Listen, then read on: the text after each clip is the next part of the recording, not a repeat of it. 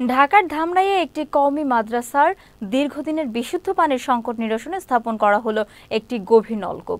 প্রায় 1500 ছাত্র অধ্যয়নরত এই প্রতিষ্ঠানে বিশুদ্ধ পানির সহজলভ্যতায় ছাত্রদের মাঝে দেখা দিয়েছে স্বস্তি ও আনন্দের জোয়ার। মঙ্গলবার দুপুরে উপজেলার সোমভাগ ইউনিয়নের ডাউটিয়া জামিয়া ইসলামিয়া কওমি মাদ্রাসা ও এতিমখানায় দীর্ঘদিনের বিশুদ্ধ পানির সংকট নিরসনে স্থাপন করা হয় এই গভীর নলকূপটি। ছাত্রদের পানির সংকটের কথা বিবেচনায় রেখে মাদ্রাসা প্রাঙ্গণে গভীর নলকূপটি স্থাপন করা হয় ডাউটিয়া জামিয়া কওমি মাদ্রাসার উদ্যোগে। সোমভাগ ইউনিয়ন পরিষদের চেয়ারম্যান পদপ্রার্থী মোহাম্মদ মুনিরুজ্জামান মনির এর আর্থিক সহায়তা দেন। এখানকার বড় হুজুর আমার সাথে যোগাযোগ করলো যে এখানে একটা গভীর নলকূপের দরকার, পানি ছাত্রদের জন্য সুপেয় পানির একটু সমস্যা আছে।